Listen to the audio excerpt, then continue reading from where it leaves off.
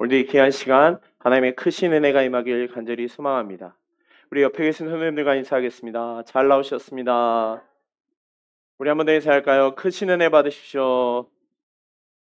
할렐루야. 교사원 신예배를 맞아서 교사에 대한 생각을 다시 한번 하는 시간 되길 소망합니다. 우리 귀한 선생님들, 교사하면 가장 먼저 뭐가 떠오르시나요? 대부분 선생님, 스승, 가르치는 사람 등등과 같은 단어들이 떠오를 것입니다. 제가 국어사전에서 교사라는 단어를 한번 찾아봤더니 초등학교, 중학교, 고등학교와 같은 기관에서 일정한 자격을 갖춘 사람이 학생을 가르치는 것을 교사라고 말한다고 합니다. 이 말은 한마디로 교사라는 직분은 누군가에게 무언가를 가르치는 사람이라는 뜻을 가지고 있죠. 사실 가르친다, 누군가에게 뭔가를 가르친다는 것은 결코 쉬운 일이 아니죠. 왜냐하면 내가 알고 있는 것을 전혀 모르는 사람에게 설명하고 이해시키는 것, 그것이 곧 가르치는 것이죠. 그러니까 매우 어렵죠. 그런데 주위에 격려가 있을 때는 모르겠지만 상황상 그리고 환경상 오히려 그런 사람들에게 함부로 대하는 경우가 많이 보이죠. 어쩜 요즘 교권 침해 중에 하나가 이런 현상이 아닐까 싶습니다. 그런데 이러한 모습, 이러한 어려움은 교회 학교를 섬기는 많은 교사들에게도 동일하게 나타나는 것 같습니다. 오늘날 교회 학교는 매우 심각한 위기에 직면해 있습니다. 물론 전체적으로 많은 아이들이 태어나지 않아서 아이들의 숫자가 줄어드는 것도 있겠지만 세상에 있는 많은 문화들에게 우리 아이들의 마음이 빼앗기고 있는 것을 많이 보게 됩니다. 우리 아이들이 살아가는 세상에서 껄칫하면 우리 아이들을 유혹하는 많은 것들이 우리 아이들의 마음을 빼앗고 결국에는 점점 하나님으로부터 멀어지게 만들어가는 것 같습니다. 문화라는 명목하에 음악, 영화, 드라마, 그리고 우리 아이들이 너무 좋아하는 웹툰과 같은 많은 것들이 우리 아이들의 마음을 훼손시키고 하나님이 아닌 세상의 문화에 빠지게끔 유도하는 것을 많이 보게 되죠. 그로 인하여 우리 아이들의 마음은 점점 심각하게 빼앗기고 있는 것 같습니다. 더구나 가정의 교육이 매우 중요한 이 시대인데 어느 순간부터 가정의 교육이 점점 축소되는 것 같습니다. 그래서 정말로 가정이 교육의 기관으로 감당하는 모습을 찾는 것이 매우 어려워 보입니다. 또한 초등학교, 중학교, 고등학교와 같은 공공기관들의 시설 역시 아이들의 인성보다는 아이들의 성적에 더 우선시하는 것 같습니다.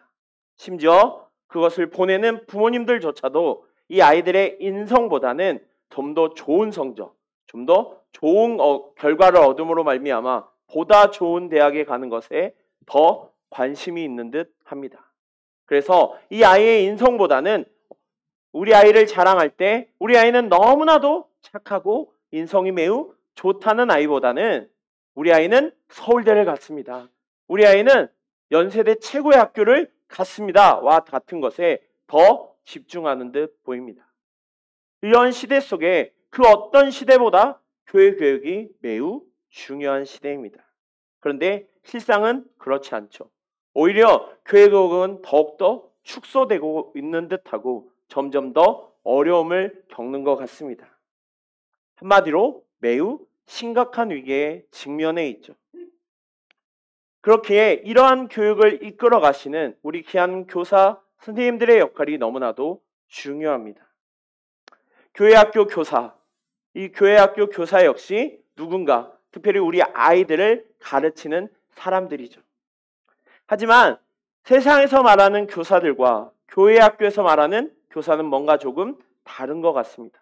왜냐하면 세상에 있는 교육사들은 세상의 지식과 경험에 기반하여 아이들을 가르칠지 모르지만 우리 귀한 교회 학교의 선생님들은 영성으로 그 아이들을 가르치죠. 기도와 그리고 말씀을 통하여 그 아이들을 가르치며 나아갑니다. 그렇게 마치 교사 중에도 매우 특수한 교사들인 것이죠. 자, 그렇게 교사들에게 너무나도 필요한 것이 바로 이 말씀으로 무장된 영성입니다. 자, 그런데 이 영성이 하루아침에 뚝딱 하고 생겨나지 않는다는 것이죠. 자, 그럼 우리는 어떻게 교사들이 하나님의 귀한 아이들을 가르치며 나아가는 그 귀한 영성을 쌓을 수 있을까요? 자, 오늘 말씀을 통하여 그것을 한번 살펴보며 다시 한번 결단하는 귀한 시간 되기를 소망합니다. 첫 번째로 교사는 성경의 지혜로 아이들을 가르쳐야 합니다. 오늘 본문은 바울이 디모데에게 권고한 말이죠. 그에게 어떻게 교사로서 잘 가르칠 수 있는지에 대하여 이야기하고 있습니다.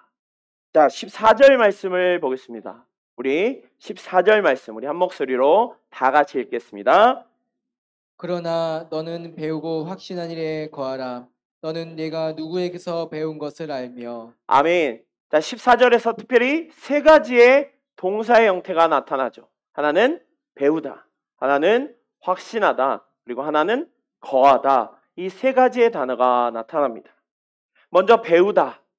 자, 바울은 디모데에게 에베소 교회의 성도들을 제대로 지휘하기 위해서는 먼저 배워야 한다고 말합니다. 한마디로 누군가를 가르치기에 앞서 배워야 한다는 것이죠.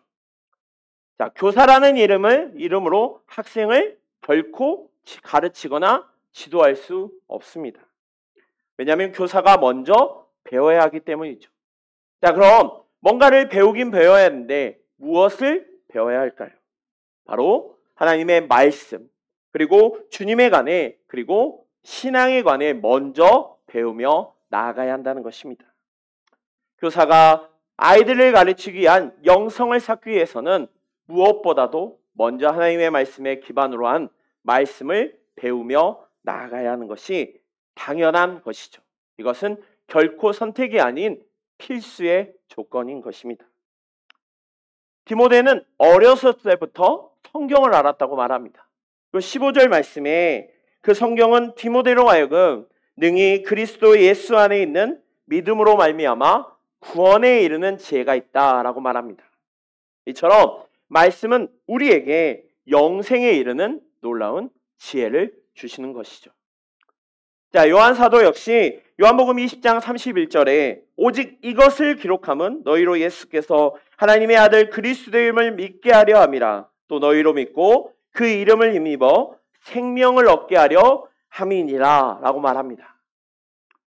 요한복음뿐만 아니라 모든 성경 가운데 예수 그리스도를 증거함을 통하여 영생에 이르는 길을 거듭거듭 제시하고 있죠. 결국 교사의 역할, 교사가 해야 할 것은 바로 학생들에게 성경을 가르쳐 줌으로써 학생들로 하여금 구원에 이르는 지혜를 갖게 하는 것. 그것이 교사의 본질적인 목적인 것이죠. 자, 그러기 위해서는 먼저 교사가 먼저 말씀에 대하 더 깊게 그리고 간절한 마음으로 배워야 한다는 것입니다. 자, 그러니 교사의 소임이 얼마나 소중한지 모릅니다. 내가 무엇을 배우냐에 따라 내가 어떤 것을 배우냐에 따라 우리 아이들에게 어떤 것을 가르칠 수 있기 때문이죠. 우리 귀한 교사분들 그리고 오늘 함께 예배드리는 모든 성도님들, 우리는 말씀을 배워야 하는 자들입니다. 그리고 그 말씀을 배우는 것에 멈추는 것이 아니라 우리 아이들 또는 많은 사람들에게 가르치며 나아가야 한 교사의 신분을 가지고 있습니다.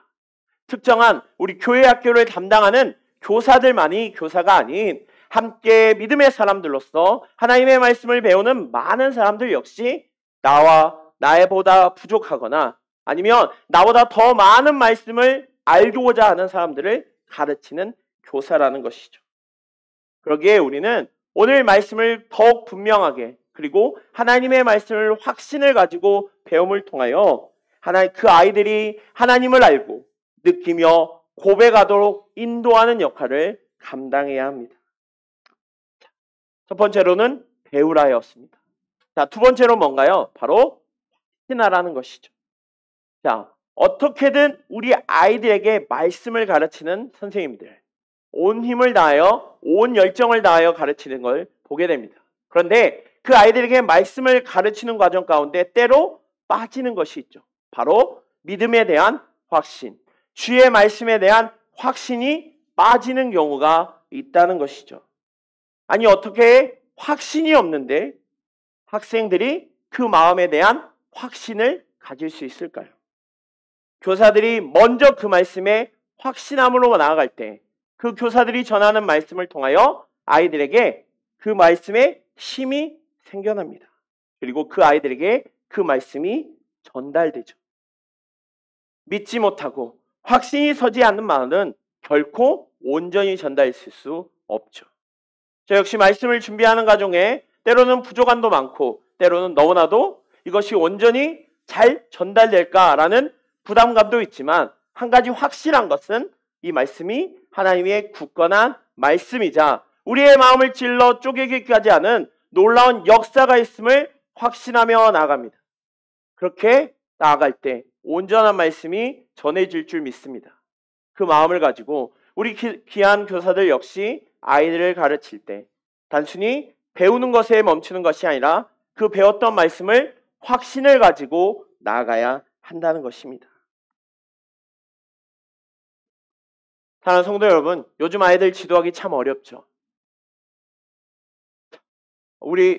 제가 그래도 초등부만 거의 한 6, 7년 정도 한 것 같은데 희한하게도 해년마다 더 어려운 것 같습니다. 자, 밖에서 일을 하다 보면 한 1년, 2년, 한 5년 정도 되면 이제 조금 숙달합니다. 그리고 한 10년 정도 되면 그 분야의 나름 전문가라고 말하죠. 그런데 우리 아이들을 가르치고 우리 아이들에게 말씀 전하는 것은 어떻게 해년마다 더 어려운 것 같습니다. 아마 선생님들 역시 동일하게 느낄 거예요. 하지만 하나님께서 우리 귀한 선생님들에게 성경에서 주시는 하나님의 귀한 지혜를 허락하실 줄 믿습니다. 그리고 그 지혜를 붙잡고 우리에게 주어주시는 그 믿음을 확신을 가지고 아이들에게 전달하길 소망합니다. 그럴 때 그 아이들이 그 말씀을 듣고 말씀에 대한 믿음을 확고히 확신이 가질 줄 믿습니다. 세 번째로 거하라입니다. 자, 거하라. 거하라는 것은 어딘가에 머무르다라는 뜻을 가지고 있죠. 자, 이것은 다시 조금 더 깊게 들어가 보면 이 거하라는 것은 결국 말씀 안에 머물러 있으라는 것. 다시 말해 말씀 안에 살라는 말이죠. 결코 우리가 들려지는 말씀 따로 그리고 우리가 살아가는 삶 따로가 아니라는 것이죠. 교사들이 말씀을 배우고 확신하며 나아가는 과정 가운데 또한 필요한 것이 바로 그 말씀대로 확신하는 그 말씀대로 살아가라는 것이죠. 우리의 삶 속에 구체적으로 나타나야 한다는 것입니다. 정작 본인은 말씀대로 살지 않으면서 우리 아이들에게 말씀대로 살아라. 이 말씀이 너에게 맞는 얘기다 라고 말하면 과연 아이들에게 설득력이 있을까요? 자, 우리 아이들이 듣지 않는 것 같지만 보지 않는 것 같지만 그 누구보다도 명확하게 기억합니다. 그리고 명확하게 듣습니다. 그렇게 우리의 삶, 우리의 모습 하나하나를 통하여 우리 아이들에게 그 말씀이 온전히 전달될 수도 있고 반면에 마치 한 귀로 듣고 한 귀로 흘리는 것처럼 될 수도 있다는 것입니다. 우리의 영원한 교사 되신, 우리의 영원한 구주 되시는 예수님께서 말씀을 전하며 곳곳에 나아가시죠. 근데 그 예수님조차 말씀을 전하는 것에 멈추지 않으셨습니다. 말씀을 전하시고 그 말씀대로 살아가셨습니다.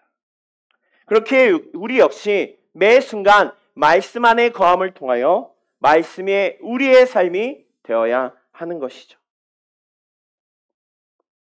교사로서 먼저 말씀을 배우고 그 배운 말씀을 확신하며 그 말씀 안에 거하며 우리의 삶 가운데 나타날 때 그 모습을 통하여 우리 귀한 아이들에게 그리고 우리 귀한 주변의 많은 자들에게 그 말씀이 온전히 전달될 줄 믿습니다. 세상의 그 어떤 것도 우리를 움직일 수 없습니다. 잠깐에는 움직일지 모르지만 결국 우리는 온전한 길로 나아가지 못하게 합니다.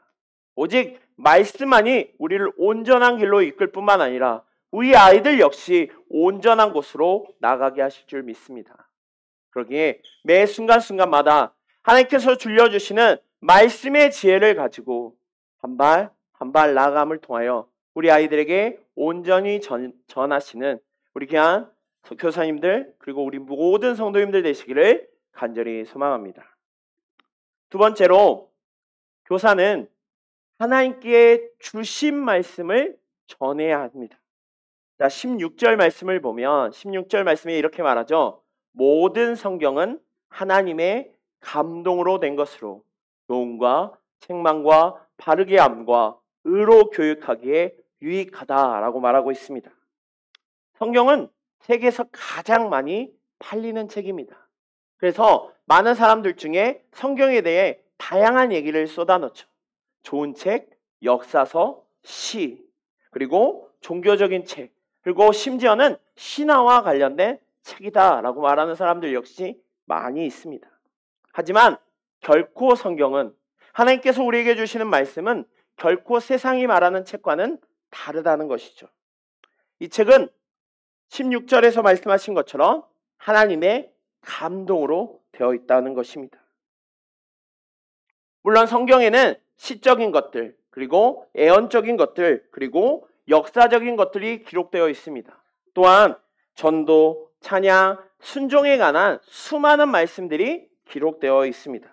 그런데 이 모든 것들이 어떤 특정한 한두 사람들, 몇몇 사람들의 소설에 자기의 상상에 우러나와서 쓴 글이 아니라는 것이죠. 이 모든 글은 곧 하나님의 감동으로 되어 있다는 것입니다. 자, 하나님의 감동. 자, 이것을 조금 언어적으로 한번 풀어봤더니, 자, 하나님을 뜻하는 단어와 호흡하다는 뜻을 가지고 있는 말이 섞여 있는 말입니다. 한마디로 하나님의 감동으로 되었다라는 것은 하나님께서 호흡하신다라는 뜻을 가지고 있습니다. 자, 이것이 마치 창세기 2장 7절의 말씀처럼 여호와 하나님께서 흙으로 사람을 지으시고 생기를 그 코에 불어넣어 사람이 생명이 된 것과 같이 성경 역시 하나님의 놀라운 감동으로 호흡으로 지어졌다는 것을 말하고 있죠. 자, 이것은 성경은 결코 수많은 이야기, 여기저기서 들려온 하나의 허구적인 이야기가 결코 아니라 이것은 하나님께서 지으신 놀라운 감동으로 지어진 책, 아니 하나님께 들려지는 말씀이라는 것입니다. 자, 오늘 말씀에 모든 성경은 하나님의 영감으로 기록되어 있다고 말하면서 이 성경이 교훈과 책망과 바르게 함과 의로 교육하기에 유익하다라고 말합니다. 네 가지의 유익에 관해서 이야기하고 있죠. 자, 첫 번째로 교훈. 교훈이라는 것은 어떤 진리의 내용의 가르침을 뜻하죠. 한마디로 성경에 바탕을 두며 성경과 일치하는 것을 알게끔 하도록 그로 위하여 교훈을 준다는 것이죠. 자, 두 번째로는 교훈만 주는 것이 아니라 때로는 책망도 합니다. 바로 죄를 짓는 자들, 하나님의 뜻을 떠나 자기의 마음대로 행함으로 죄를 짓는 자들에게 꾸짖는다는 것이죠. 자, 그리고 세 번째로는 바르게 한다. 사람들이 잘못된 길로 가지 않도록, 잘못된 선택을 하지 않도록 올바르고 바르게 고치도록 도와준다는 것이죠. 그리고 마지막으로 의로 교육하기에 유익하다. 이것은 하나님을 기쁘게 하고 오직 하나님만 영광 돌리게 한다는 것이죠. 한마디로 하나님께서 주시는 귀한 말씀, 그 말씀을 우리 귀한 선생님들은 아이들에게 전해야 합니다. 그렇게 아이들에게 전하며 나아갈 때 그 아이들에게 교훈과 책망과 바르게 함과 의로 교육하기에 유익이 된다는 것이죠. 사랑하는 성도 여러분, 그리고 우리 귀한 교사 여러분, 우리에게 맡겨진 사명은 바로 이것입니다. 우리의 뜻, 우리의 마음, 우리의 생각을 아이들에게 전하는 것이 결코 아니라는 것이죠. 우리가 아이들에게 전해야 할 것은 바로 하나님께서 주신 하나님의 말씀을 전해야 한다는 것입니다. 그것이 곧 우리의 기준이자 우리의 책망의 도구이자 바르게 하는 지침, 한마디로 우리 아이들이 올바로 나아가게 하는 것의 교과서라는 것입니다. 성경은 결코 인간의 지혜로 기록되어 있지 않습니다. 오직 하나님께서 주도적으로 하나님의 지혜로 기록되어 있습니다. 그러기에 우리가 성경을 읽을 때, 하나님의 말씀을 읽을 때 그 말씀을 통하여 하나님의 음성을 듣고 하나님의 은혜를 깨닫고 놀라운 하나님의 능력을 체험하게 되죠. 우리 귀한 성도 여러분, 그리고 교사로 헌신하시는 우리 귀한 성도님들, 그 말씀을 읽고 그 말씀에 쫓아 나아갈 때 하나님께서 놀라운 지혜와 진리를 주시고 그 진리를 우리 학생들에게 전파되어질 줄 믿습니다. 우리는 성경의 권위 앞에 엎드려지고 인정하며 그 말씀을 중심으로 가르치며 나아가야 합니다. 그것이 곧 우리 교사로서의 소임이자 우리가 무엇을 전해야 할지 분명한 지침이 되는 것입니다. 세 번째로, 교사는 온전한 사람으로 우리 아이들을 양육하는 자들이죠. 자, 17절 말씀을 보겠습니다. 우리 17절 말씀을 다 같이 보겠습니다. 이는 하나님의 사람으로 온전하게 하며 모든 선한 일을 행할 능력을 갖추게 하려 함이라. 아멘. 하나님의 말씀은 놀라운 능력이 있습니다. 하나님의 말씀은 사람을 근본적으로 변화시키죠. 하나님의 말씀이 죄인을 구원으로 인도할 뿐만 아니라 구원받은 성도를 온전케 한다는 것입니다. 예전에 골목 식당에 이런 말이 있었죠. 사람은 고쳐 쓰는 게 아니다. 이 말은 뭘까요? 결코 사람이 고쳐지는 게 쉽지 않다는 것이죠. 마찬가지일 거예요. 우리 선생님들이 아이들에게 뭔가를 말하고 뭔가를 전할 때 그 아이들이 변화받는 건 매우 어렵습니다. 그런데 하나님의 말씀이 그 아이들에게 들어갈 때, 하나님의 말씀이 그 아이들에게 온전히 쌓일 때 그 아이들은 변화될 줄 믿습니다. 하나님이 기뻐하는 자녀로, 하나님께 영광 돌리는 자녀들로 나아갈 줄 믿습니다. 그 말씀을 붙잡고 하나님의 사람으로 온전케 하며 모든 선한 일을 행하기에 온전케 하시는 그 하나님의 말씀을 붙잡고 나아가는 우리 귀한 교사들 되길 소망합니다. 여기서 말하는 온전함은 단순한 도덕적으로 완전하다는 의미를 말하지 않습니다. 여기서는 하나님 앞에서 영적 성숙과 신실함을 말하고 있죠. 한마디로 성경에서 말하는 네 가지의 유익함, 교훈, 책망, 바르게 함과 의로 교육하기에 유익한 그 귀한 하나님께 주시는 그 사명을 위임받아 우리 아이들에게 완전하고 그리고 온전함으로 하나님의 기뻐하는 자로 저희들을 사용하여 그 사명을 우리에게 주신 것입니다.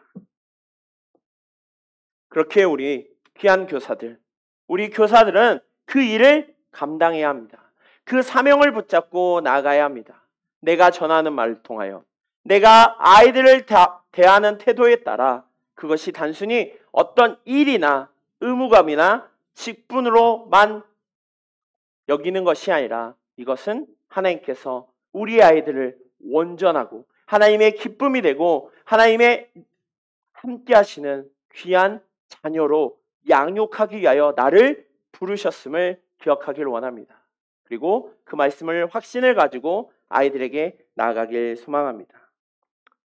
요즘 아이들 보면 마치 뭔가 쫓겨 있는 것 같습니다. 교육이라는 명목하에 정말 많은 것들을 배우죠. 그리고 그런 속에서 아이들은 뭔가 지쳐 보입니다. 그러면서 그 아이들을 바라보면 마치 배가 바다 한가운데에 떠 있는데 어디로 가야 할지 몰라 요리조리 흔들리는 것 같이 우리 아이들이 매우 위태로워 보입니다. 그래서 우리 아이들하고 이야기를 나눠보면 때로는 정말 많은 것을 알아요. 감히 그 나이 때 상상도 하지 못했던, 나 때는 말이야는 좀 그렇지만 제가 생각했던 시대보다는 훨씬 더 많은 것을 아이들이 알고 있습니다. 그런데 그 아이들을 조금만 대화를 나눠보면 그 아이들의 모습은 결코 성숙하지 못한 모습으로 나아갈 때가 더 많은 것을 보입니다.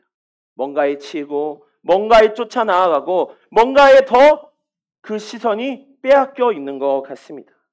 그러기에 우리 하나님을 믿는 자들에게 무엇보다도 필요한 것이 바로 이 하나님의 말씀을 배우는 교육인 것입니다. 하나님의 말씀을 배우면 영어나 수학을 가르치지 않죠. 무엇을 가르치나요? 성경을 가르치죠. 세상에는 재미있고도 대단하고도 나름 뛰어나다고 말하는 많은 것들이 있습니다. 근데 왜 굳이 성경을 배우는 것일까요? 자, 오늘 말씀 3장 15절에 다시 한번 말하죠.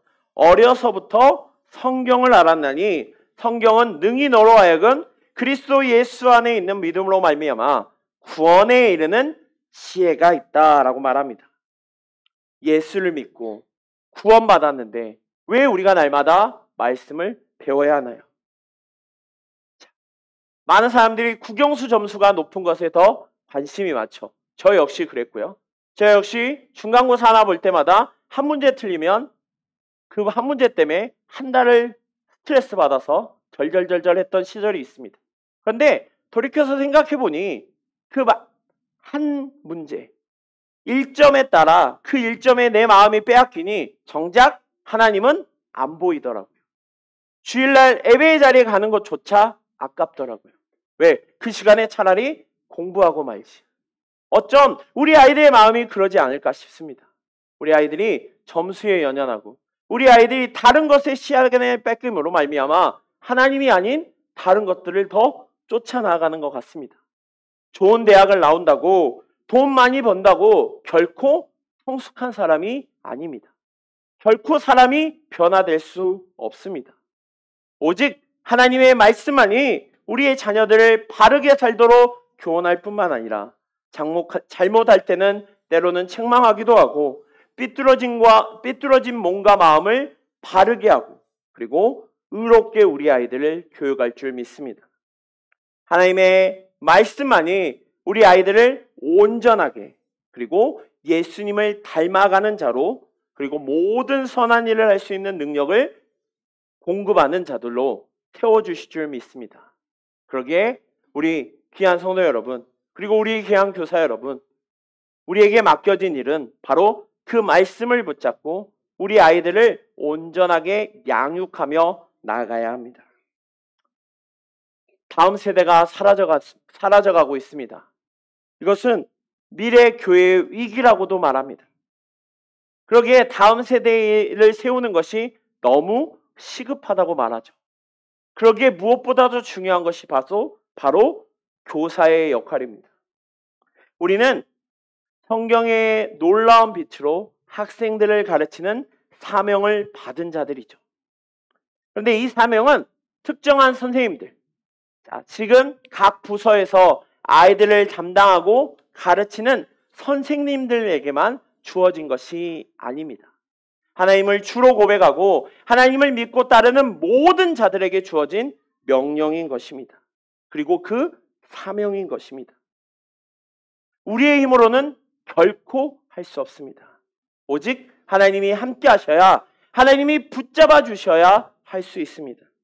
그러기에 하나님께서는 우리에게 귀한 말씀을 주셨습니다. 성경의 지혜를 통하여 우리 아이들을 가르치고 하나님의 말씀을 전하며 학생들을 온전한 자들로 성장하도록 돕는 것. 그것이 바로 우리 교사의 역할인 것입니다. 사랑하는 성도 여러분, 특별히 오늘 교사 헌신 예배를 맞아 우리의 모습을 다시 한번 점검해 보기 원합니다. 내가 우리 아이들을 가르칠 때 또한 집에서, 교회에서, 사회에서, 곳곳에서 하나님의 말씀을 전하며 또 때로는 하나님의 말씀을 가르치며 나아갈 때 정작 어떠한 마음으로 가르치고 그리고 전하고 계십니까? 나도 모르게 내 경험과 내 지식과 내가 뜻하는 것을 더 쫓아나가고 계시지는 않습니까? 우리는 결코 우리의 경험과 우리의 뜻이 아닌 하나님께서 주시는 그 귀한 말씀을 전해야 합니다. 그리고 하나님께서 주신 그 말씀을 통한 지혜를 붙잡고 온전히 나아가야 합니다. 그럴 때 그 말씀을 전해들은 우리 아이들 그리고 수많은 사람들이 하나님의 자녀로 말씀으로 양육되며 변화될 줄 믿습니다. 그 귀한 사명 붙잡고 저희들 나아가길 소망합니다. 저희들 매 순간 고백하길 원합니다. 그 주님을 붙잡고 온전히 나아감을 통하여 우리 아이들에게 기쁨이 되고 우리 아이들이 더욱더 하나님을 고백하고 하나님을 찬양하고 하나님의 뜻 가운데 온전히 세워지는 그 도구로 그 귀한 역할을 감당하여 나가시는 우리 귀한 모든 성도들 되시기를 간절히 소망합니다. 자, 이 시간 우리 간절히 기도하기 원합니다.